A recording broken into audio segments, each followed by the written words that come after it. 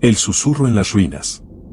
Era una noche sin luna cuando decidimos aventurarnos en la vieja mansión de la calle Wagner.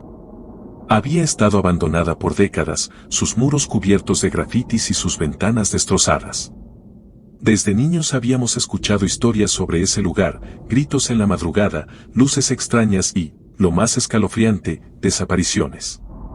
Pero éramos un grupo de adolescentes aburridos, hambrientos de adrenalina y con más valentía que sentido común. Éramos 5, Marco, el líder, Sofía, siempre cargando su cámara para grabar nuestras locuras, Iván, el escéptico, Clara, la que siempre parecía nerviosa pero nunca decía que no, y yo, simplemente siguiendo la corriente.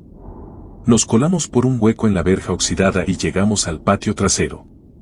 La puerta principal estaba cerrada con tablas, pero una ventana rota nos dio acceso. El aire dentro era pesado, cargado con un olor a moho y algo metálico que ninguno de nosotros pudo identificar. Sofía encendió su cámara. El brillo de la linterna cortaba la oscuridad, iluminando paredes llenas de dibujos que no parecían obra de simples vándalos. Eran símbolos extraños, casi hipnóticos. «Esto es más que un simple lugar abandonado», murmuró Clara, abrazándose a sí misma. Marco, como siempre, lideró el camino. Subimos unas escaleras que crujían bajo nuestros pies, sintiendo que podrían colapsar en cualquier momento.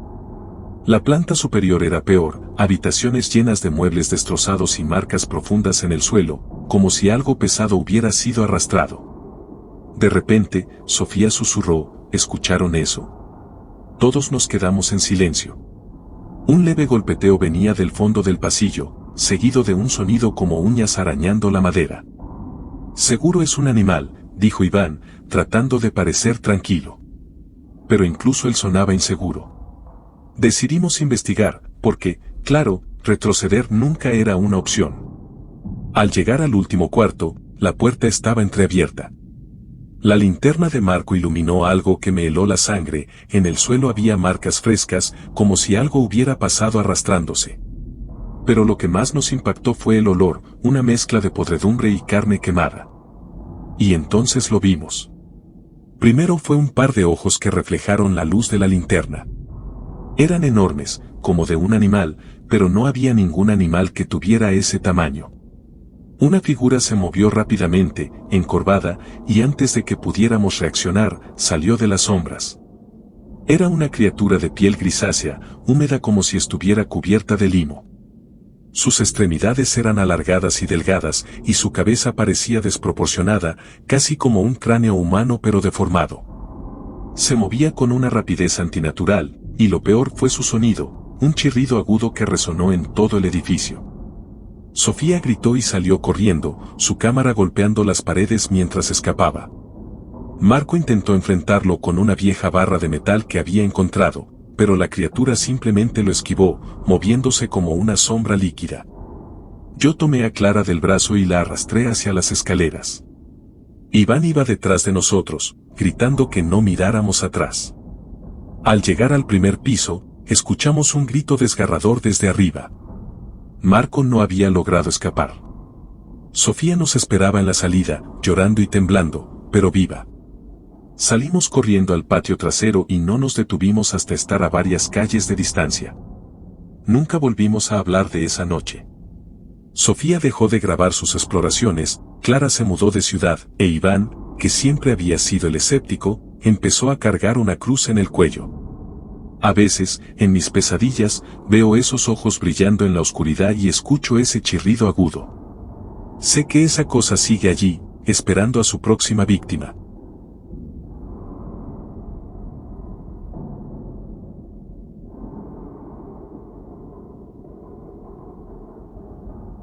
El intruso en la casa olvidada. Habíamos oído rumores sobre la casa Lambert durante años.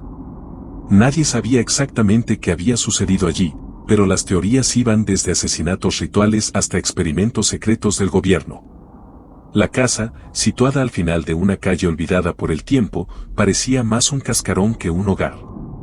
Sus ventanas eran como ojos vacíos que miraban al abismo de la noche, y sus paredes, cubiertas de grietas, parecían susurrar secretos oscuros. Esa noche éramos 4, Mateo, el valiente del grupo, liderando como siempre, Ana, que llevaba una pequeña grabadora por si algo interesante sucedía, Luis, quien decía no creer en lo paranormal pero saltaba ante cualquier sombra, y yo, tratando de no parecer tan asustado como realmente estaba. El plan era simple: entrar, explorar y grabar algo para alimentar nuestras historias nocturnas. La puerta principal estaba desencajada, así que no tuvimos problemas para entrar. La primera impresión fue el frío, un frío antinatural que nos hizo estremecer. La sala estaba vacía, pero había marcas extrañas en las paredes, líneas curvas que se entrelazaban formando figuras imposibles de entender.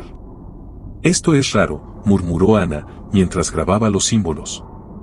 Mateo intentó bromear: «Quizás alguien aquí intentaba invocar a los aliens». Nos reímos nerviosamente, aunque la idea no parecía tan absurda al observar mejor el lugar. Continuamos hacia la cocina. Había platos rotos en el suelo y un olor a óxido que me revolvía el estómago. Luis encontró un viejo diario en el suelo, cubierto de polvo. Lo hojeamos por curiosidad, pero no tenía sentido, solo eran páginas llenas de garabatos y números. De repente, escuchamos un golpe sordo en el piso superior. «Debe ser un animal», dijo Mateo, aunque su voz no sonaba tan segura. Sin embargo, decidimos investigar. Subimos las escaleras, que crujían bajo nuestros pasos, como si la casa protestara nuestra presencia. El pasillo estaba oscuro, y nuestras linternas parecían apenas rasgar la densa penumbra. Llegamos a una habitación al final del pasillo. La puerta estaba cerrada, pero una tenue luz azul se filtraba por las rendijas. «¿Qué demonios?», susurró Luis. Mateo empujó la puerta, y lo que vimos nos dejó helados. En el centro de la habitación había una especie de dispositivo extraño, flotando en el aire. Era metálico, lleno de tubos y luces parpadeantes. La luz azul que emitía pulsaba como si tuviera un ritmo propio. Y junto a él, una figura. Era alta, más alta que cualquier humano. Su piel era pálida, casi traslúcida, y sus ojos, enormes y negros, nos observaron con una intensidad que nos hizo retroceder instintivamente. Sus brazos eran largos, terminando en dedos delgados que parecían demasiado articulados. «Eso es comenzó a decir Ana, pero el ser levantó una mano, y un zumbido llenó el aire. De repente, el tiempo pareció detenerse.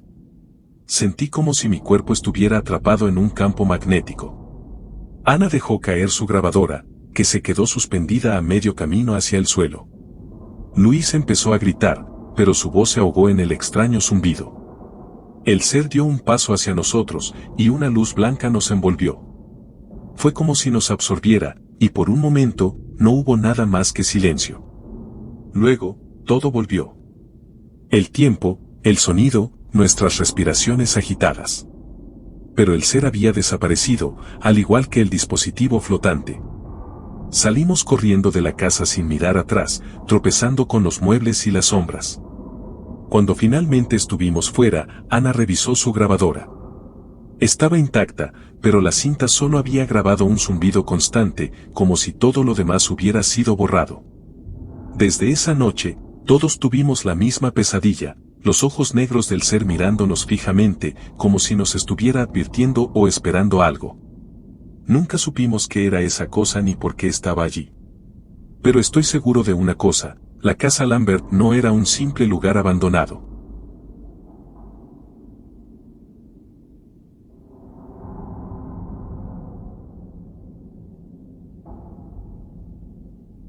Ecos en el vacío.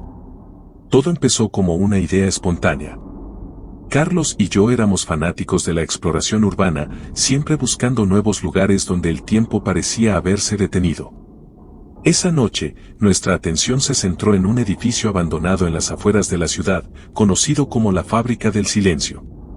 Decían que había sido una planta textil en los años 80, cerrada de repente por razones nunca aclaradas. Algunos rumores hablaban de un accidente, otros de un incendio. Pero lo que más se contaba era que la gente que entraba allí salía diferente, si es que salía. La entrada no fue difícil. Una valla metálica oxidada y un hueco en una ventana nos dieron acceso. El interior era lo que esperábamos: paredes descascaradas, maquinaria oxidada y un silencio tan profundo que parecía apretar el pecho. Solo el eco de nuestros pasos rompía la quietud. Carlos tenía una linterna potente y una cámara.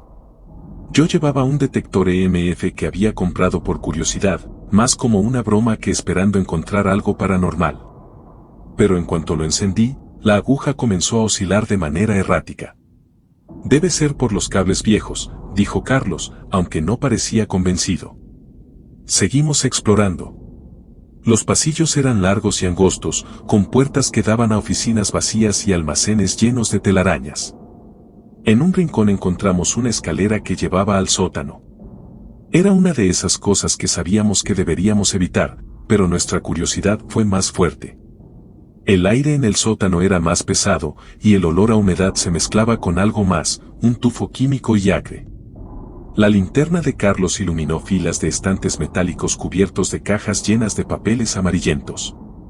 Pero lo que llamó nuestra atención fue una puerta al fondo, una que parecía mucho más moderna que el resto del lugar.